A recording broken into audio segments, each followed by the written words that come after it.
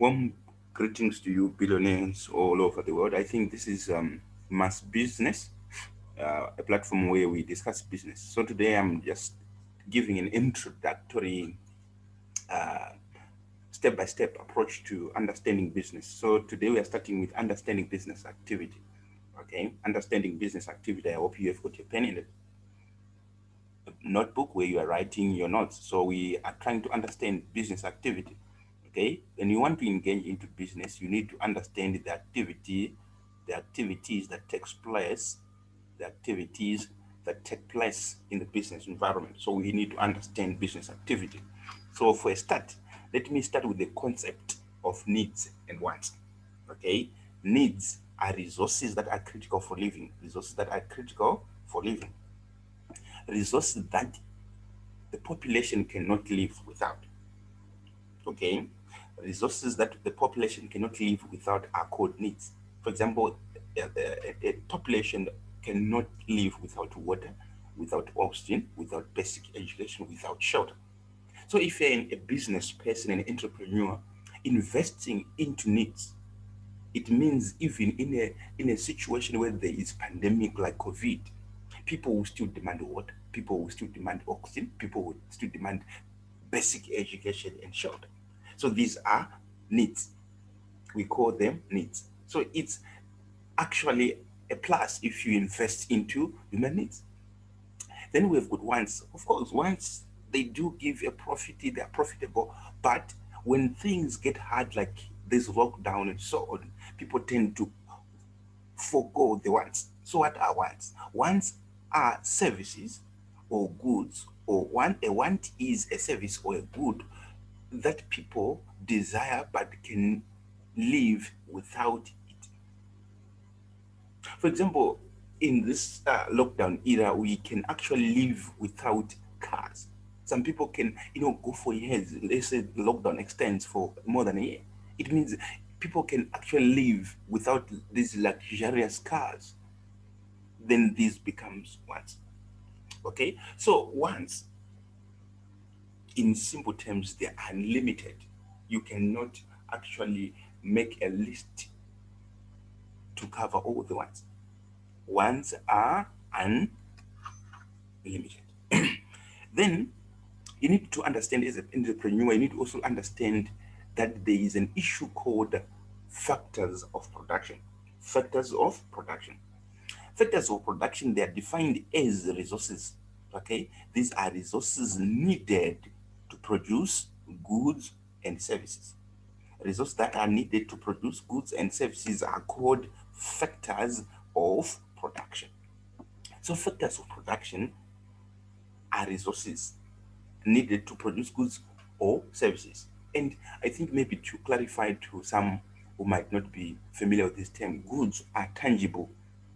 Okay, something that you can touch. For example, textbook. You can touch a textbook. You can touch a car. It's called a good. A service, for example, there is insurance, there is banking, there is entertainment. These are services that are intangible. You cannot touch them or see them, but you experience them. For example, banking, for example, entertainment. Okay, so factors of production, these are resources needed to produce these goods or services.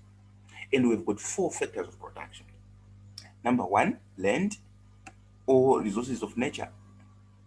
Labor, this is the physical part of human capital into production of goods and services. Then capital refers to all resources, all economic resources that are used to start a business. For example, we can start a business with machinery, we can start a business with money, money in the bank. It's all capital. Enterprise, this is a risk-taking ability. Okay, for an entrepreneur is an individual who has the ability to take a risk in order to make a profit. So enterprise is that risk-taking ability is what we call enterprise. But for these factors of production, when you have them, there are actually rewards for this. If you've got your land, your reward is rent. If you provide labor, you get a salary at the end of the month. If you have capital, you get interest. Of course, it depends on your bank. As in banks, at times they are not giving interest because of the challenges that we have, but you can actually gain interest out of the capital that you have deposited into the bank.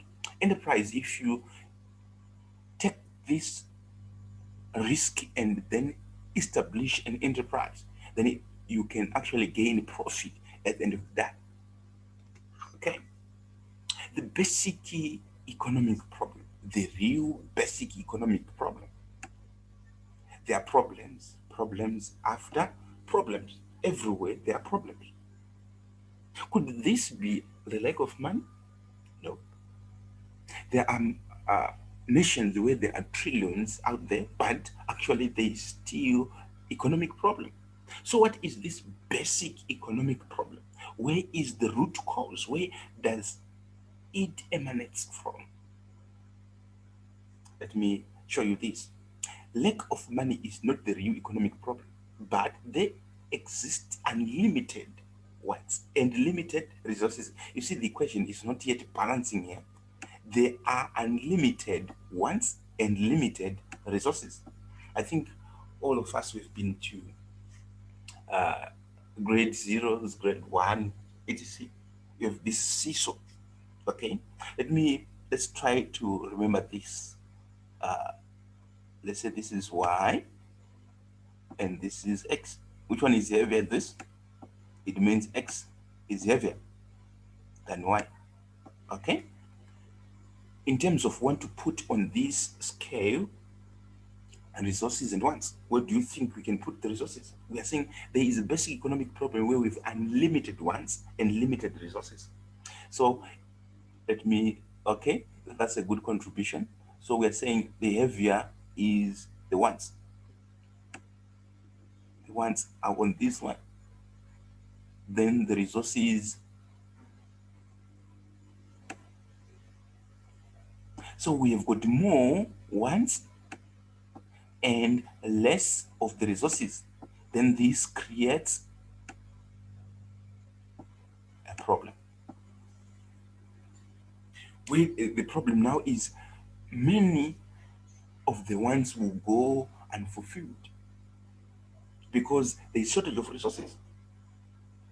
Okay. Then let's move on to, from that basic economic problem, we actually move to a concept called scarcity. Scarcity is defined as the lack of adequate resources to fulfill the total wants of a population. Scarcity. We said, remember this from this problem. Let me show you. This problem of unlimited resources will create unlimited resources, and limited resources will create what you call scarcity. What is scarcity? It is defined as the lack of adequate resources to fulfill the total wants of a population. I think it's making sense. Okay. Scarcity then leads to people choosing between options. When the resources are in short supply, you are then forced to choose between options. When you are forced to choose between options, something will happen again. You are going to give up something in order to get something. Then another issue arises, which we call opportunity cost. Opportunity cost is defined as the value of the next best alternative given up or foregone. Is the value, the economic value of the next best alternative given up. Okay, let me give you an example. Let's say Precious has how much? $10, which she can either buy a pair of shoes or a textbook. Precious cannot engage, cannot perform two of this transaction, but he has to choose between one. So we're saying there is scarcity, okay, unlimited resources, right? But the ones already, they are unlimited in this case. She is in need of textbook, she is in need of a pair of shoes. Okay, so if Precious chooses to buy a pair of shoes, what will happen? She has to give up what? The textbook. So what she has given up is what we call opportunity cost. If Precious chooses to buy a pair of shoes, a opportunity cost is the textbook given up. I think this concept is very clear. All right. This is a visual process that I've given you, or possibly to summarize what we've been covering. Basic economic problem, we're saying it emanates from unlimited resources, and it's actually limited limited resources. Okay, I think this is a technical issue here. It emanates from limited resources. Limited resources will lead to scarcity. Scarcity will force people to choose between their options. When they're forced to choose, they are supposed to give up something in order to gain something. It means they are then incurring what you call opportunity cost. Let me give you this task to test the understanding. Printing more money solves the problem of scarcity. Justify your answer, 10 marks. I want you to attempt this. Printing more money solves the problem of scarcity.